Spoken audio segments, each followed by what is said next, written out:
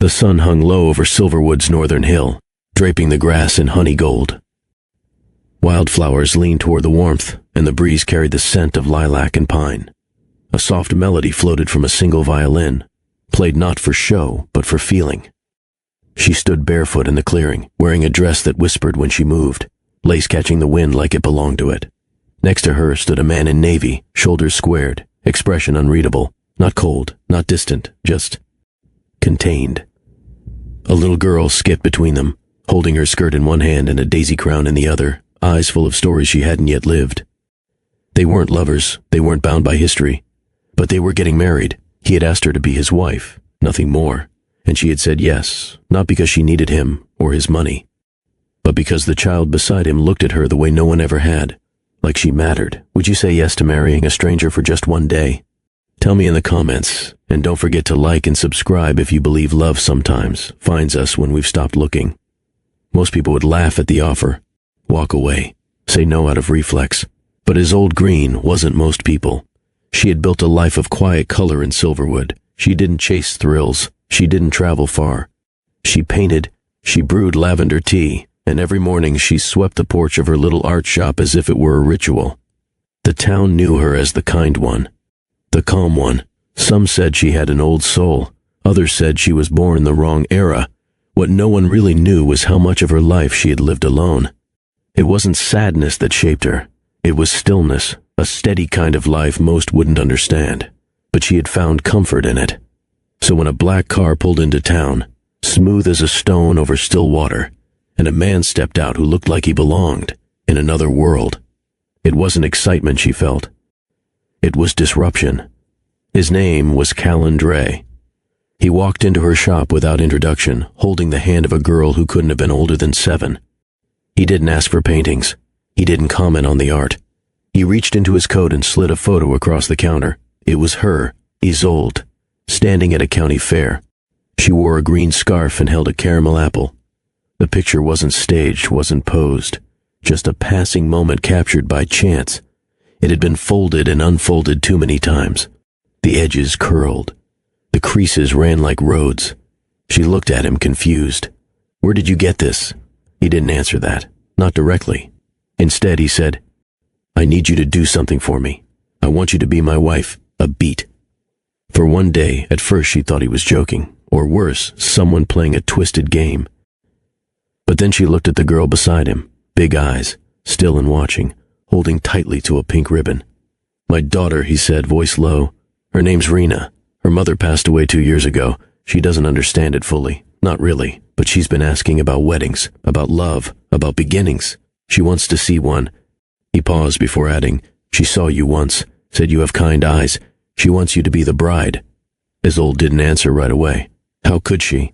This wasn't a decision. It was a riddle. He wasn't offering love or partnership. He wasn't asking to stay. He was asking for one single perfect illusion, a memory. That night, she stared at the photo again. She couldn't remember when it was taken, maybe 2 summers ago, maybe 3. But in the image she was smiling, the kind of smile that doesn't need a reason. She thought about Rena, about that little voice asking to see something beautiful before it was explained away by the heaviness of the world. And in the morning, she called Callan. Her voice was steady. "All right, I'll do it. For the girl." She didn't know it then, but that yes, that small act of kindness would shift everything she thought she knew about love, grief, and the quiet miracle of being chosen. Now let me ask you again. If a stranger walked into your life with no promise, no future, and just one request, to be something for someone just for a day, would you say yes? Some people are born to chase meaning, others carry it quietly, and sometimes a single day becomes the doorway to forever. There was a rhythm to Silverwood, one that didn't follow clocks or headlines. Here, time breathed differently.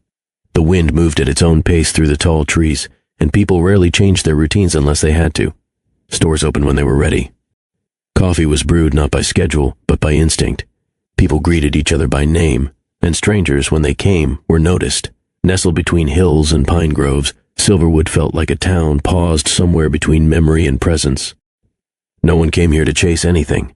They stayed to feel, and that's what Isolde Green loved most about it. Her art shop sat on the corner of Main and Ridge. Small, sunlit, and faintly smelling of linseed oil and lavender, It wasn't just a place to sell paintings. It was a sanctuary.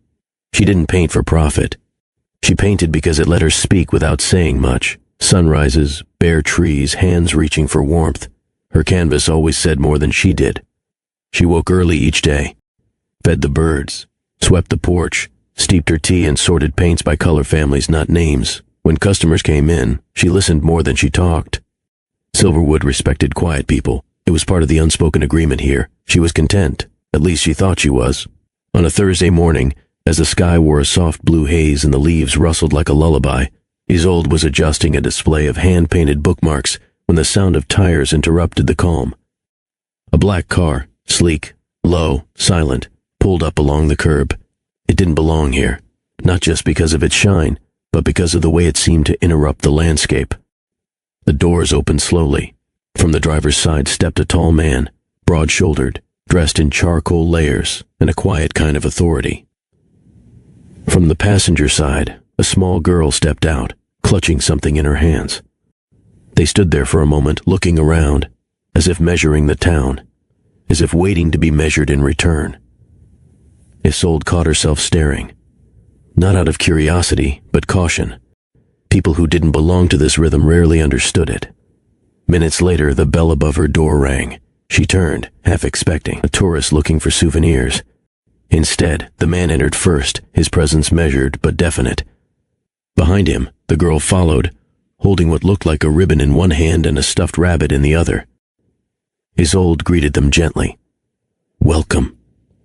Looking for anything in particular?" The man didn't answer right away. He looked around the shop, like it was a memory trying to surface.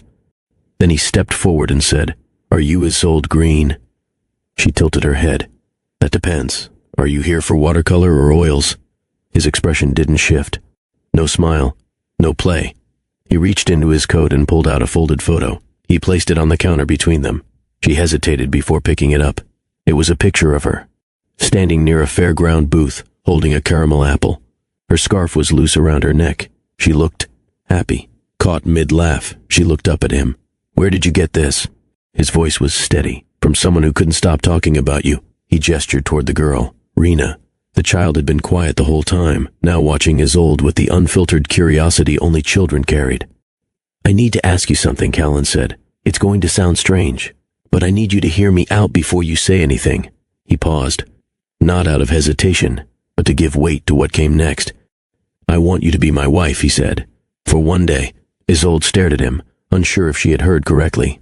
"A wife?" she repeated, voice calm but firm. "For a day?" Callan nodded once. Yes, there was no awkward chuckle, no hint of jest in his tone. It was direct, unapologetic, measured but not cold. Her eyes flicked between him and the girl still standing by the window, trailing her fingers along the wooden sill. "I think you're going to have to explain that," Isolde said. Callan exhaled through his nose, not frustrated, more like someone preparing to speak a truth they'd carried alone too long. "She's been asking questions," he began, "about weddings, about families. She doesn't quite understand why she can't remember her mother's. She wants to see one, just once, not on a screen, not in a book, something she can touch, feel, remember." Isolde kept listening, silent. Callan looked down at the counter, his fingers brushing the worn edge of the photo. "I could have hired someone, an actress, a model. But she was clear. She wanted you, said she saw you at that fair, said you looked like someone who wouldn't pretend, that you had kind eyes."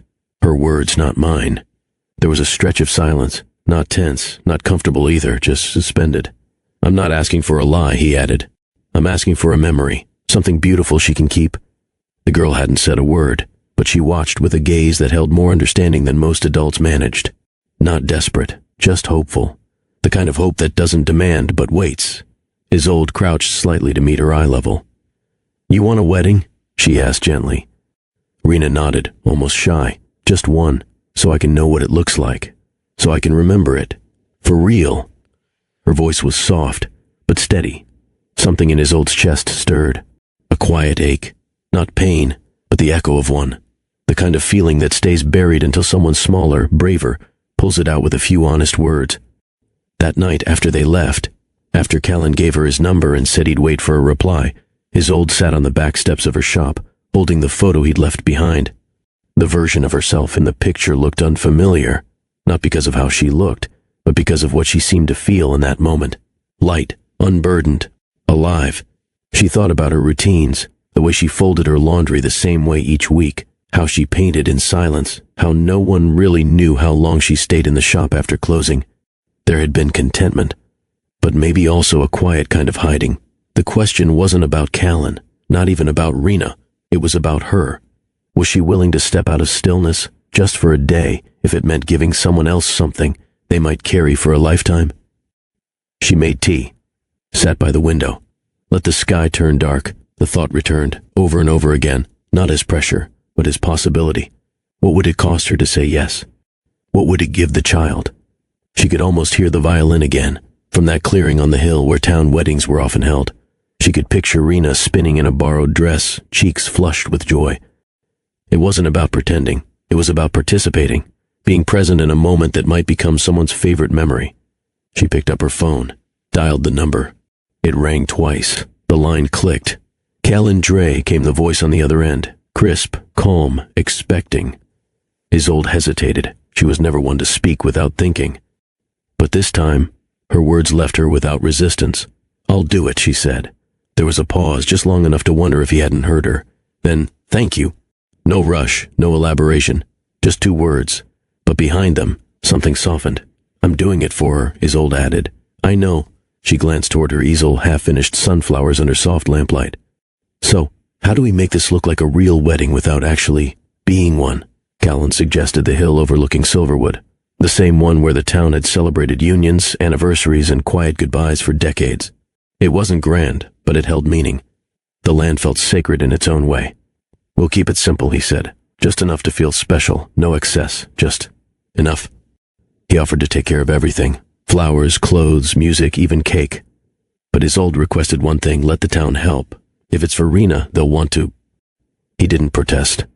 The next day, Isolde spoke to Elna at the tailor's. Without hesitation, Elna pulled out a carefully kept dress from a backroom closet, lace along the sleeves, a hem kissed by time. "She'll look like herself in this," Elna said, "not someone pretending." Across the street, Mr. Kern volunteered to play violin. "For the girl," he said, as if it needed no other explanation.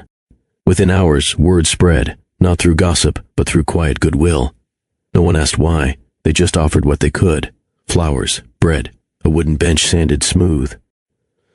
Not a spectacle, a gesture. That evening, Callan and Rena stopped by the shop. Rena ran to the back where Isolde had laid out paints and blank canvas just for her. "Can I make you a gift?" she asked. Isolde smiled. "Only if you promise to sign it."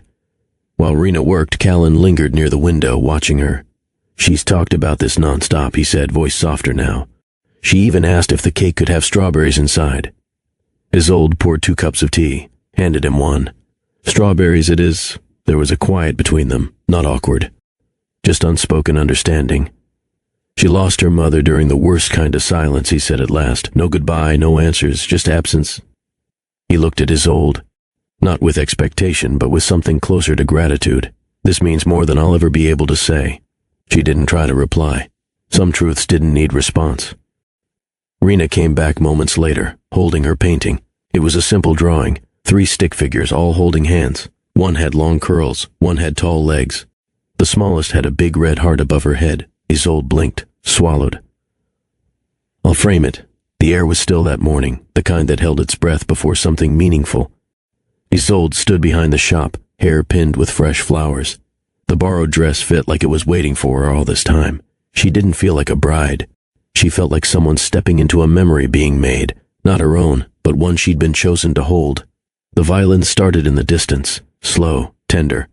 She walked the narrow path alone, passing neighbors who nodded, not with questions, but quiet support. At the top of the hill, Callan stood beside Rena. No vows had been written. There was no minister, no contract, just 2 people brought together by the heart of a child. As Isolde reached them, Rena beamed. "You look perfect," she whispered, bouncing in place. Isolde touched her cheek. "So do you." They stood together as the breeze gently moved through the grass. There were no formal words, just the kind that mattered. "Thank you," Callan said quietly, as they looked out over the town. She looked at him. "I hope this gives her what she needs," he replied, without looking away. "Maybe it's giving us more than we know." "What would you do if a stranger made a request like this? Would you go through with it?" Drop your answer in the comments. The day began with stillness, the kind that made you pause before stepping outside just to take it in. Isolde opened the back door of her shop, eyes adjusting to the soft morning light. A light breeze moved through the garden, stirring the herbs she'd planted seasons ago. The dress hung by the window, lace catching the rising sun like it was glowing from within. She stood in silence for a moment, breathing it all in, not nerves, not fear, just awareness. This was the kind of day people remembered. At the inn just outside town, Rena was already awake, sitting cross-legged on the bed, sorting through hairpins and little shoes. "Do you think she'll like the flowers in her hair?" she asked Callan, holding up a pair of tiny white blossoms she'd picked the day before. "I think she'll love them," he said, tying his tie with slow hands. He watched her as she bounced from one idea to the next, one moment arranging petals, the next drawing hearts on a card with a purple crayon. There was no heaviness in her, no worry, just joy. "You sure you don't want to carry the basket of petals?" he asked. She shook her head. "Nope, I want to walk with her, like real bridesmaids do." Callan smiled. "Then that's exactly what you'll do." Up the road, the townspeople moved quietly, with a kind of gentle purpose. Chairs were carried up the hill 2 at a time. A white sheet, freshly ironed, was draped across a wooden table that would hold the cake. Elna, the tailor, fluffed the lace of the borrowed dress once more, whispering to herself that it still had life left in it. No one asked too many questions. They didn't need to. It wasn't about details or definitions. It was about presence. Mr. Kern stood near the tree line, tuning his violin. He played a few soft notes, not rehearsing, just reminding the air what music felt like. Children were sent to collect wildflowers, and a few of the older folks tied ribbons to tree branches, not for style, but for spirit. Everyone helped, quietly, willingly, not because they believed in the ceremony, but because they believed in the child. Isolde stood in front of the mirror, hair loosely pinned, the dress falling gently over her frame. It didn't feel like a costume. It didn't feel like someone else's story. It felt like stepping into a single moment that mattered. Elna buttoned the last clasp at the back. "You look right," she said. "That's the word. Not fancy, not perfect, just right." Isolde smiled, brushing a finger along the lace sleeve. "Do you think it's strange?" "What? To say yes to something like this?" Elna paused. "No, I think it's brave." Outside, the bell over the shop door jingled. It was Callan, dressed in a clean navy suit, simple and without fuss. No tie, just a small white bloom pinned to his jacket, one of the same flowers Rena had chosen. He didn't speak for a moment, just looked at Isolde with something unreadable in his eyes. Then he cleared his throat. "They're ready," he said. She gave a single nod. No promises were being made, no future was being carved. But this moment, this walk up the hill, was about something more fragile. A child's hope. A man's attempt to give her back something beautiful. And a woman's choice to stand in for something she might not understand, but somehow trusted. The path to the hill wasn't paved. It was shaped by years of footsteps, weddings, summer dances, farewell picnics. It bent slightly left at the pine tree that never lost its needles and curved right before the slope opened wide to the clearing. Isolde walked that path slowly, Rena beside her, their hands linked. The girl's shoes tapped lightly against the dirt, a soft rhythm that seemed to match the hum of the wind. Rena was radiant, not because of her dress, which was sweet and simple, but because of the way she held herself, like she knew this mattered, like she had been waiting for it in her own quiet way. "You nervous?" she asked, glancing up at Isolde. "A little," Isolde admitted, smiling down at her. "I'm not," Rena whispered, swinging their hands. "I just feel happy." When they reached the top, the hill the town had already gathered. No rows, no aisle runners. Just folding chairs scattered beneath open sky, facing a table draped in linen. Wildflowers rested in glass jars, their stems leaning slightly from the breeze. Callan stood to the side, straight-backed, hands clasped loosely in front of him.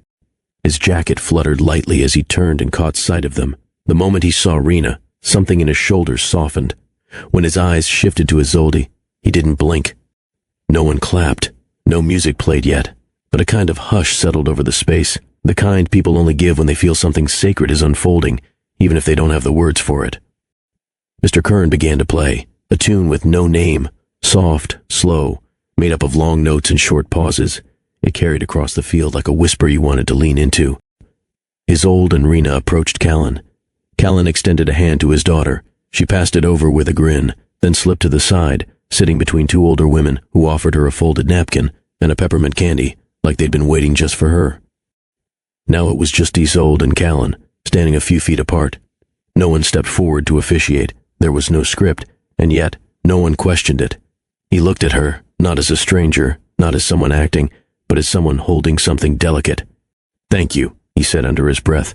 She nodded, barely moving her head. "You ready?" he asked. "I think we already are." They stood facing one another. Callan reached into his pocket and pulled out a small string tied with a charm, a silver bird in flight, not a ring, not something expensive, just something meaningful. He held it out to her. "Rena picked it," he said it reminded her of you. Isolde took it carefully, running her thumb along the charm.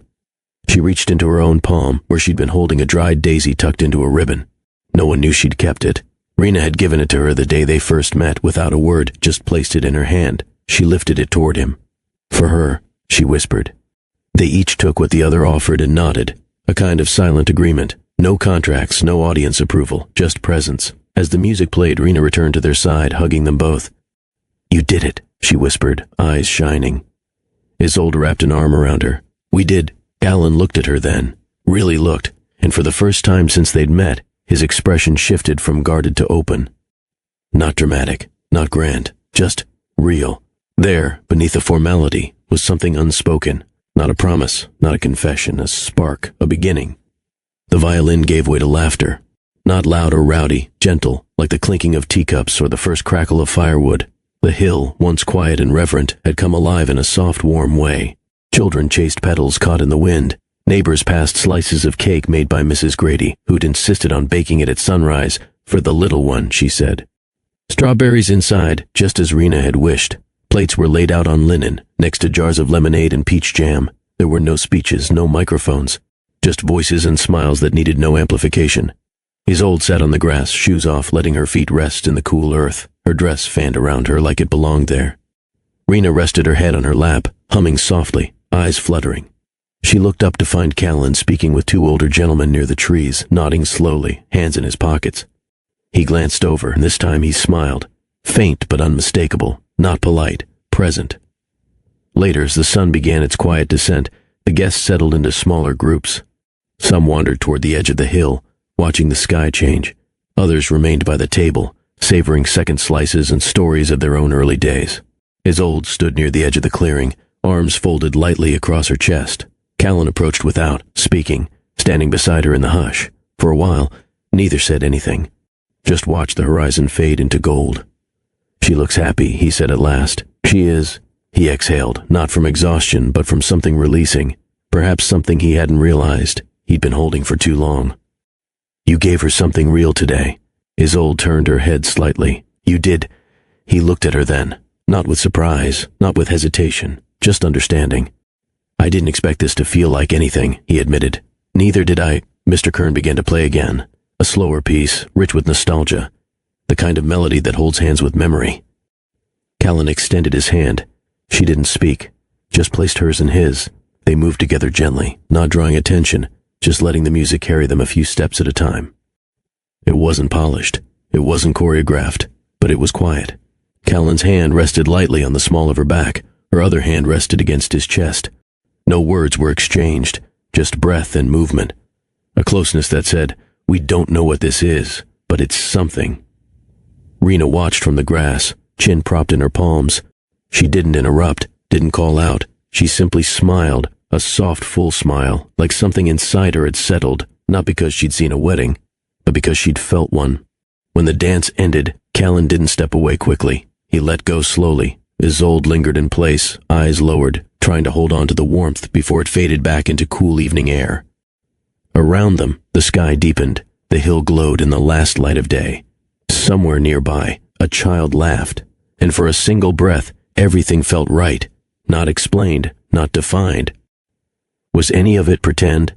Dusk came with grace. The last guests folded chairs and gathered their shawls. Children clung to their sleepy parents. The cake had been reduced to a few crumbs and half-melted berries, and the violin had long since fallen quiet. Rena was curled beneath a patchwork quilt someone had brought from home. Her shoes were off, hair undone, daisy crown slipping sideways. She looked peaceful, the kind of peace that children rarely find unless something inside them has been restored.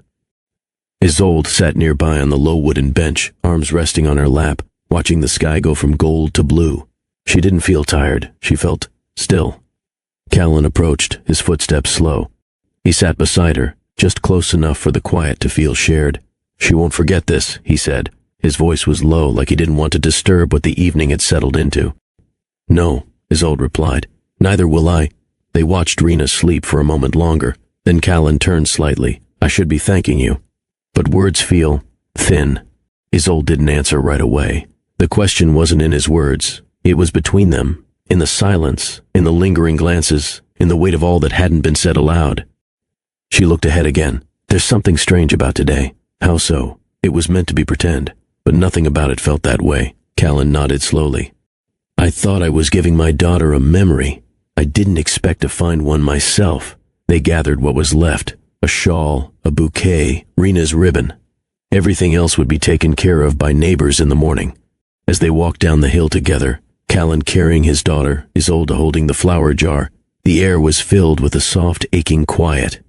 Not sad, not final, just full. At the foot of the path, Callan paused. "I don't want to overstep," he said, eyes steady.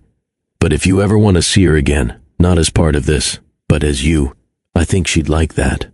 I know I would." Isolde met his gaze. "I'll think about it." But even as she said it, part of her already had. Back at the shop, she peeled off the dress with slow fingers, folded it carefully as if folding away the day itself. The charm Rena had chosen, the silver bird, sat on the table, beside a note written in colorful crayon. "Thank you for being my mom for today. You made my whole heart smile." Rena Isolde read it twice, then once more, and then she cried. Not from sadness, not even from joy. Later she lit a candle and sat with her journal. Her hand hovered over the page. She didn't write much. Only one question. If something was supposed to be pretend, why did it feel more honest than anything before? If this moment warmed your heart, give this video a like, and share it with someone who still believes in second chances. And if you've ever been surprised by where real connection found you, drop your story in the comments below. We'd love to hear it. Not the kind of quiet that asks for solitude, the kind that makes you notice small things more. The way the leaves rustle differently after a change. The way the shop's bell chimes slower when your thoughts are elsewhere. Isolde sat by the window of her art shop, a brush in hand but no paint on the canvas. She watched the light move across the floor, listened to the distant sound of children playing near the church steps, sipped her tea, then realized it had gone cold. Everything around her was as it had always been, but something inside wasn't. She expected him to go. He had said the day was for Rena, for the memory, and the town had assumed the same. The car would roll away. The story would settle into something told in passing, but he didn't leave. He didn't explain why. He didn't offer details, only mentioned in conversation with the grocer that he thought it might be good for Rena to have a slower summer. He rented a small cottage just past the East Bend, where the pine trees gathered close enough to town for errands, far enough for space. Rena enrolled in the local day program, where she painted, made friends, and left glitter on every surface she touched. Callan became a quiet part of the town's rhythm. He didn't interrupt. He just showed up, at the bakery, at the library, and sometimes at his old shop. At first, their meetings were brief. He would pick up a sketch pad for Rena. She would offer tea. He'd stay just long enough to ask if she'd started painting again since the wedding. She hadn't. Not yet. But he didn't press. One morning she found a note tucked into the shop door. "For when you feel ready again," with it a small wrapped box. Inside, 3 brushes. Not fancy, just thoughtful. She didn't say anything the next time he came by, but she brewed 2 cups of tea instead of 1, and he stayed a little longer. It was Rena who suggested it first. "Daddy never goes into the trees. Can we show him the trail?" Isolde hesitated. Her walks were sacred. Her way of centering, not sharing. But Rena's voice was eager. Not demanding, just full of hope. So one Saturday morning, the 3 of them followed the narrow trail behind the shop, through the line of cedar and pine that led into a stretch of woods locals rarely visited unless they knew the way. Isolde walked ahead, steady. Rena skipped beside her, collecting tiny stones and feathers. Callan followed quietly, glancing up at the light cutting through the branches, occasionally closing his eyes as if remembering what air should feel like. At a clearing, Isolde paused. There was a fallen log where she often sat to sketch. She motioned for them to rest. Rena wandered off to build a fairy house out of leaves and sticks. Callan sat beside Isolde, hands clasped, elbows on knees. "This is what quiet is supposed to sound like," he said. She nodded. "No phones, no emails, no pretending to be needed all the time." She looked over at him. "Does that happen a lot?" He didn't answer right away. Then, more than I'd like to admit, it happened later that afternoon. Back at the shop, Rena begged Isolde to let her try watercolors. Isolde pulled out a set and laid out paper on the table. Rena painted 3 circles and called them flower suns. Callan watched from the corner, leaning against the doorframe. "You're not going to try?" Isolde asked him, eyes playful. He sat, picked up the smallest brush, dipped it too deep in the water. Rena laughed. He looked at her, startled at first, then chuckled. For real. A sound full of lightness, not forced, not out of habit. It was the first time Isolde saw his whole face change, like someone had peeled something heavy off his shoulders without asking. She didn't say a word about it, but she remembered it. Callan returned the next day, not with a reason, not with Rena. Just a look that said, "I remembered the feeling of being still. I wanted more of it." Isolde didn't ask why he came. She didn't need to. Instead, she poured tea again. This time she added honey. They sat at the small table by the window. No music, no distractions, just the soft ticking of the clock on the shelf. "Do you ever think about leaving this place?" Isolde stirred her tea slowly. "Not often." "Why not?" She looked at him. "Because peace is rare, and once you find it, you learn not to trade it for noise." Callan leaned back. "I used to think noise meant importance, that if things were loud, busy, demanding, then they must be meaningful." She waited. "But after Rena's mother died," he continued, "the silence didn't feel peaceful. It felt like punishment, like a reminder of everything I'd ignored for too long." There was no dramatics in his voice, no self-pity, just truth. Isolde nodded. "Sometimes silence says more than we want to hear." That afternoon, she invited him upstairs, not as a gesture of trust, but simply because she had started to forget why she shouldn't. Her home above the shop was small, but alive. Warm colors on the walls, a shelf full of mismatched mugs, a row of dried herbs hanging near the window. Callan walked slowly, noticing everything without comment. In the corner sat a woven basket of unfinished sketches. She saw him glance at it. "I don't finish everything I start," she said simply. He smiled, not teasing. "Neither do I." She lit a candle on the table and began to heat water for more tea. He watched her, not with curiosity, but with calm. There was something in the way she moved, as if every step, every action had purpose. Not rushed, not forced, just steady. 2 days later, she showed him the garden. It wasn't large, just a tucked-away space behind the shop, hidden by wooden lattice and ivy.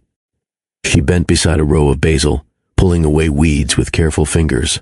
Callan stood beside the gate for a while before stepping forward. "Need help?" She glanced up.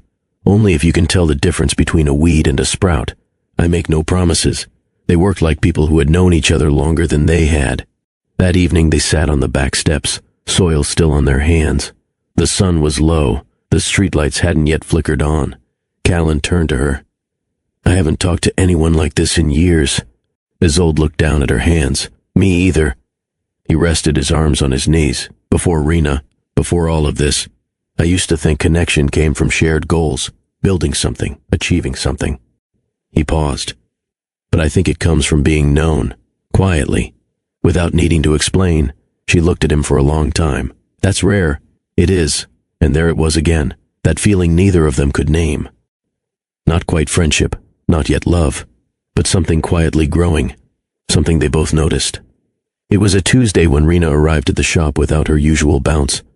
She held a folded piece of paper in her hands and didn't let go of it for several minutes. She followed Isolde into the studio, placed it on the corner of the table, and finally spoke. "It's from school. I have to draw my family." Isolde looked down at the paper. A simple assignment. Draw the people who make your world feel like home. "I don't know what to draw," Rena added, not meeting her eyes. "You can draw whatever makes you feel safe," Isolde said gently. Rena didn't answer, but later that day, Isolde found the sketch abandoned near the paints. It had 3 figures. One was taller, one had curls, one had a red heart drawn above her head again, just like before. She didn't say anything about it to Rena, but she kept the paper tucked into a drawer near her brushes. That weekend, Isolde visited the cottage, not planned, not formal, just an invitation to dinner that Rena had extended so casually it almost didn't feel like a request. The house was small, lined with pine beams and the faint scent of cinnamon. Callan had made soup, overcooked slightly but warm and honest. Rena talked most of the meal. About school, about a bird she saw, about a story she was writing. When she finally dozed off on the couch, Isolde helped fold the blanket around her. "She feels lighter," she said, sitting across from Callan. "She is," he replied. "That's because of you." They sat by the fire, a mug of tea between them. Isolde stared into the flames, but felt Callan's gaze more than the warmth of the room. "I've been thinking," he said slowly, "about how I show up in the world." Isolde tilted her head, listening. "For years I've been measured by results, deals, deadlines. Everything had to lead somewhere." He looked down into his mug. "But this place, this time, it doesn't ask anything of me. And somehow, that feels heavier than all the expectations I'm used to." She didn't interrupt. "After my wife passed, I kept moving, told myself it was for Rena, but it wasn't. It was to avoid stopping, because I knew the moment I did, I'd feel everything." He looked at her. His voice was steady, but his eyes carried a tiredness that couldn't be faked. "I've never said that aloud." "You just did," she replied. As she walked back to the shop later that night, the air cool against her face, Isolde tried to put into words what she had felt in that room. It wasn't romance. Not yet. It wasn't just kindness either. It was the awareness of something forming. Not fast, not loud, but undeniably real. She touched her chest lightly. Not because it hurt, but because something there had woken up. A warmth, a question, and underneath it, fear. Her life had been quiet by design. She had known how each morning would begin and end. Her comfort didn't come from excitement. It came from familiarity. But now, the rhythm was off. Not in a bad way, just unfamiliar. He had said he wouldn't stay forever. He had a life elsewhere, a world far from hers. But still, she found herself waiting, for footsteps outside the door, for the sound of Rena's laughter, for a knock and a shared cup of tea. And she hated that she had started to hope. The sky that evening turned the color of old apricots, warm, faded, full of softness. Isolde stood in her garden, pruning thyme, when she heard quiet footsteps on the gravel path. She didn't turn immediately. Some part of her already knew who it was. Callan stopped a few paces away. "She said your garden smells like happiness." Isolde smiled faintly. "That's Rena's gift, giving names to things the rest of us just feel." He stepped closer, careful not to trample the mint. "I think I owe you something," he said. "Or maybe, I don't know what to call it, but it's more than gratitude." She turned to him, wiping her hands on her apron. "You don't owe me anything." "I might not," he admitted, "but I still want to give something back." She waited, not sure what he meant. It was one of Rena's drawings, but different this time.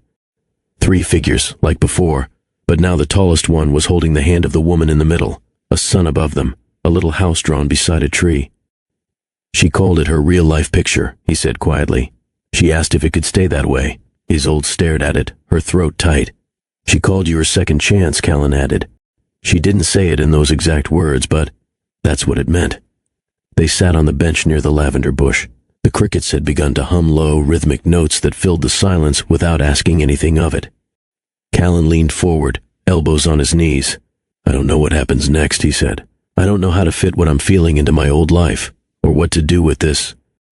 He looked at her. "But I know I don't want to lose it."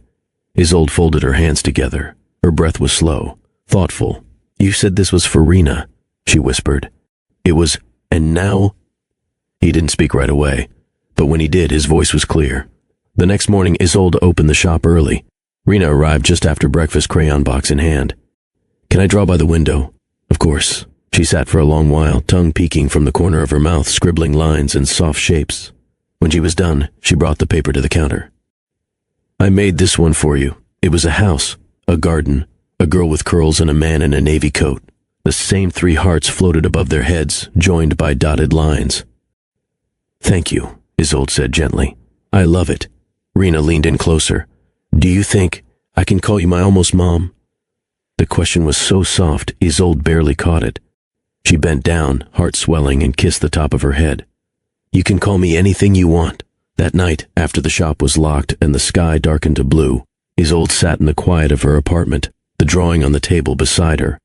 She traced her finger over the dotted lines. She didn't cry, she just thought. Callan hadn't said he was staying. He hadn't promised anything. She knew better than to trust moments as permanent. But she also knew something had changed, something that didn't fit back into the neat shape her life once had. Her heart wasn't in danger. It had already made the leap.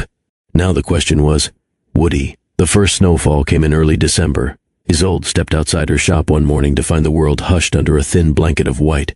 The rooftops wore it like soft shawls. The trees stood still, as if holding their breath. She smiled as Rena dashed across the street in oversized boots, laughing as she left tracks in the powder. Callan followed, a wool scarf wrapped around his neck, arms full of grocery bags. He gave Isolde a small nod, pausing just long enough for their eyes to meet. That was how it was now, glances that said more than words. Callan never made an announcement about staying. No deadlines were mentioned. No departure was hinted at. He simply didn't leave, and the town, slow to accept outsiders, didn't rush to welcome him. But over time, things shifted. Mr. Grady from the hardware store stopped asking if he was just visiting. Elnett, the tailors, began calling him by his first name. The librarian let Rena borrow extra books without reminding her of the rules. They hadn't accepted him because of wealth or charm. They accepted him because he showed up to community dinners, to fundraisers at the school, to Sunday morning walks with Rena. He didn't try to blend in. He simply became part of the rhythm. By March, the snow had melted into soft earth. The hills turned green again, and the town moved with new energy. Callan still worked, of course. His phone rang often, but the calls grew shorter. His trips into the city less frequent. More often than not, he was at the shop, sometimes helping Rena mix paints, sometimes standing in the doorway with a cup of coffee, just watching Isolde work. He didn't interfere, but he was present, consistently, fully, and Isolde had begun to expect that presence, even if she never said it aloud. Rena had blossomed. She still spoke in wild, creative tangents, naming clouds, giving voices to flowers, but there was a new steadiness in her now, a kind of peace that came from feeling rooted. She often reached for Isolde's hand without thinking, asked for her opinion on everything from drawings to dreams.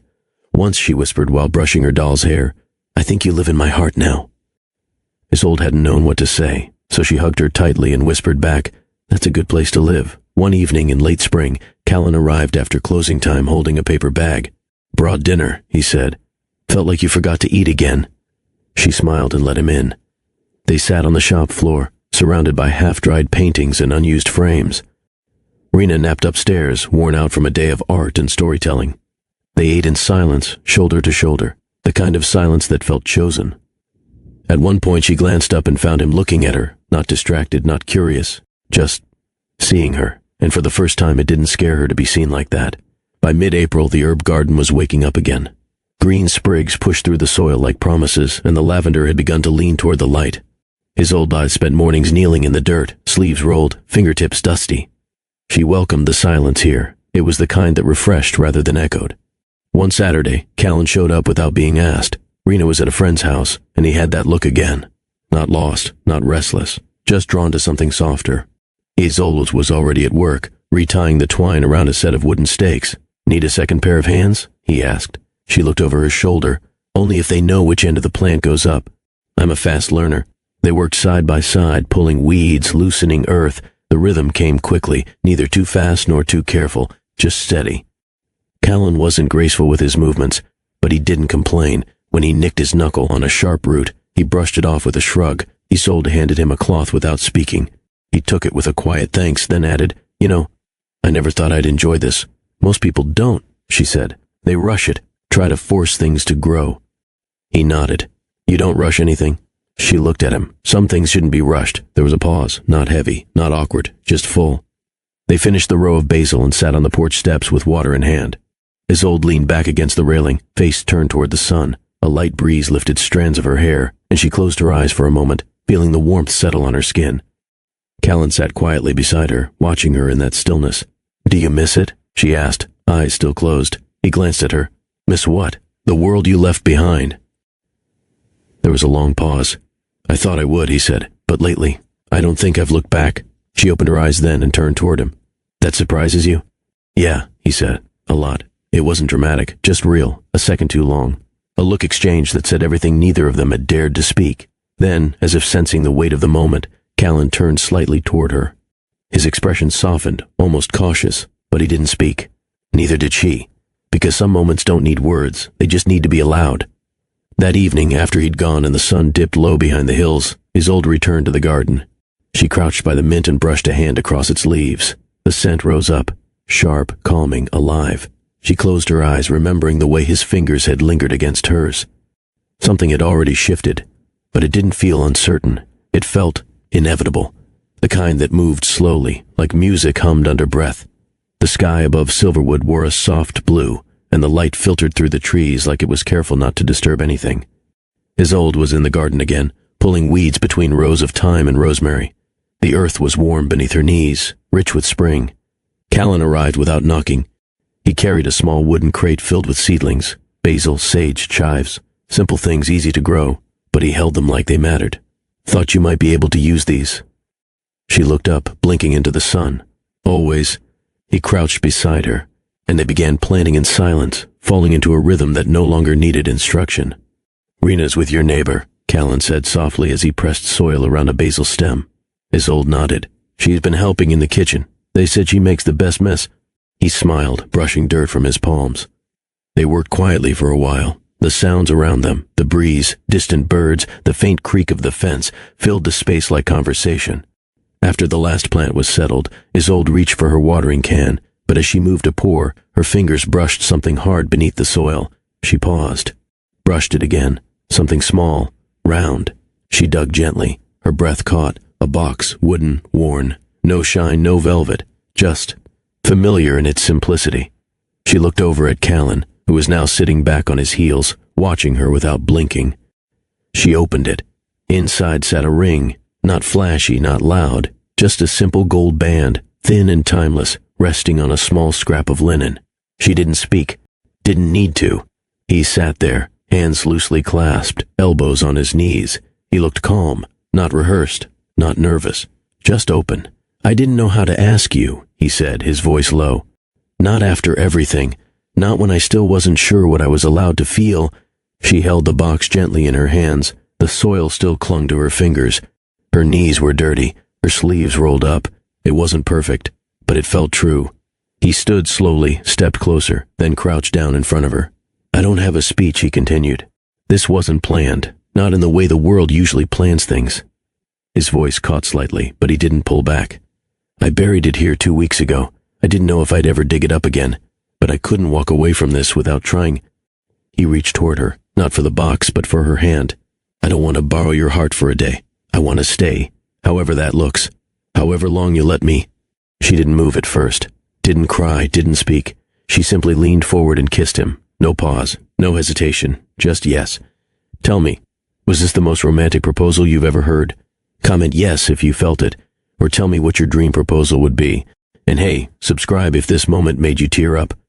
They stayed in the garden for a while, not speaking, not moving. The ring still rested in its box on her lap. Their hands were clasped loosely, fingers brushing with every shift of breath. The sun had dipped just slightly, casting soft light over the soil they'd worked together only minutes before.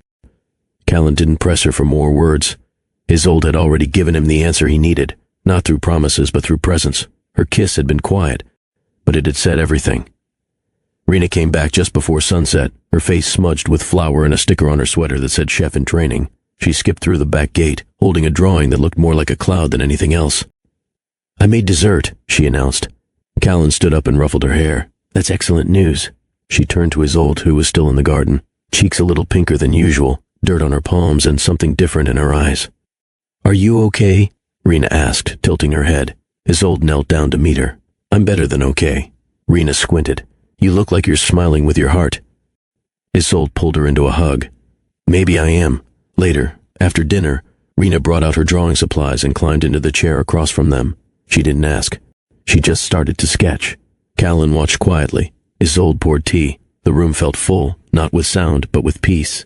Rena slid the page forward. It showed 3 figures again. This time, the woman in the center had a ring on her hand. A tree bloomed beside them. A cat had been added. And above it all, in bright red crayon, she had written, "Home." That night, when the house was quiet, Isolde stood by the mirror. She held the ring in her hand, turned it over once, twice. It wasn't about the metal. It was about what had been planted beneath it. Trust, time, and something that had grown without noise. She slipped it on. It fit as if it had been waiting. The next morning, she opened the shop as usual. The bell above the door sang its familiar note. She arranged the postcards, swept the floor, steeped her tea. But this time, the rhythm wasn't routine. It was foundation. Callan arrived not long after, carrying a bag of fresh pastries and 2 paper cups of coffee. Rena ran ahead of him, holding a bundle of wildflowers. "Did you know flowers can mean thank you?" she said. "I did," Isolde replied. "Then this is my thank you for saying yes." She took them, kissed her on the forehead, and whispered, "You're the reason I did." The seasons moved forward, as they always do. But Silverwood was different now, not because the buildings changed, or because new shops opened. It was the people. The way they looked at one another just a little longer, smiled a little easier. Isolde still opened her shop at sunrise, still swept the porch, still painted in the quiet hours when the sun slid gently across the floor. But now, the silence felt fuller, like something, or someone, lived in the spaces that used to echo. Rena had taken over the back room of the shop. She called it her studio, though most of her paintings were more imagination than form. Still, every afternoon, she'd sit there with her sleeves rolled, tongue tucked in the corner of her mouth, brushing streaks of color across the page. Sometimes she'd call out, "Mommy, come see this," and Isolde never corrected her, because the title felt true, because the bond had long since stopped pretending. At the cafe, people told the story in lowered voices, the tale of a man who came with a strange request, of a woman who said yes, not for herself, but for a child. Of how that one day changed the course of everything. No one exaggerated it. No one needed to. They spoke of the moment Callan knelt in the garden, of the girl who finally smiled without holding back, of the artist whose life grew wider than the frame of her canvas. People didn't gossip. They honored. That's how legends form in towns like Silverwood, not from noise, but from meaning. At school, Rena started writing stories of her own. Her teacher said she had a voice beyond her years. She wrote about trees that could talk, and mothers who came from dreams, and quiet magic that only children could see. She was still wild in spirit, still scattered in focus, but she was secure now, her heart anchored in the kind of love that didn't have to prove itself. One morning she brought Isolde a piece of paper folded 3 times. It was a list. Things I love about my mommy. 1. Her hands smell like mint. 2. She always listens, even when she's tired. 3. She never makes me feel like I'm too much. 4. She loves without needing to say it out loud. 5. She has the kindest heart in the whole world. Isolde read the list slowly, then read it again, and tucked it into the drawer next to her brushes. Callan moved in fully that fall, not in a way that needed ceremony. He simply brought his books, his favorite coffee mug, and his old leather chair. He left the city apartment, behind without fanfare. He said it no longer felt like home. They spent most evenings in the garden, even as the air grew cooler, wrapped in blankets, fingers intertwined, listening to the way the wind moved through the trees. He still worked, still took meetings, but now he paused more. Let the quiet speak before filling it. Once, as they sat on the porch watching the moon rise, he said, "I used to chase after meaning. Now I realize it was waiting for me here the whole time." Isolde leaned into him. Neither replied. Because some truths don't need to be answered. The house behind the shop never became grand. There was no marble countertop, no long hallways or crystal chandeliers. Instead, it held warmth. In its walls, its windows, its worn kitchen table. Rena's drawings layered the refrigerator door. Callan's books leaned slightly crooked on the shelves. A mug chipped at the rim sat by the sink, always waiting for Isolde's morning tea. It was the kind of home people pass by without knowing it holds 1,000 quiet moments that changed lives. Sometimes, in the hush before the town woke, Isolde would sit on the back steps. She'd wrap her hands around a warm cup, look out at the garden, the same patch of soil where the ring had once rested in a small wooden box. She thought of that day often, not just because it marked something new, but because it reminded her how close she'd come to saying no. How many people, she wondered, had turned away from something beautiful because it didn't arrive in the shape they expected. She had spent so many years thinking that peace meant solitude, that healing was only ever a personal journey. But the truth had been simpler and far more powerful. Love, when offered with gentleness, doesn't disturb peace, it becomes it. Callan, once a man made of guarded silences, had grown into someone who laughed easily. He helped with gallery openings, carried canvases, held Rena's backpack during school pickups. He asked questions, stayed curious, stayed present. He no longer wore his grief like armor. He wore it like a story that didn't need to be told, just understood. Rena kept drawing. One day, she asked if she could use her own corner of the shop to sell kid-sized paintings. They called it Rena's Corner. She made 3 sales in her first week, mostly to grandparents who said they couldn't resist her charm. But it wasn't about the sales. It was about the confidence, the voice she'd found, the joy of being rooted in something steady. Silverwood kept telling their story, not with headlines or monuments, but in glances passed across cafe tables, in the advice parents gave their children, in the quiet smile the librarian gave every time she passed Rena in the aisles. Over time, their story settled into the bones of the town, and from that story, a few things remain clear. Love doesn't arrive on command. It often enters gently, unexpectedly, without needing an announcement. And family isn't defined by blood alone. It's built by choice, nurtured by care, and proven in moments of kindness. And healing is not loud.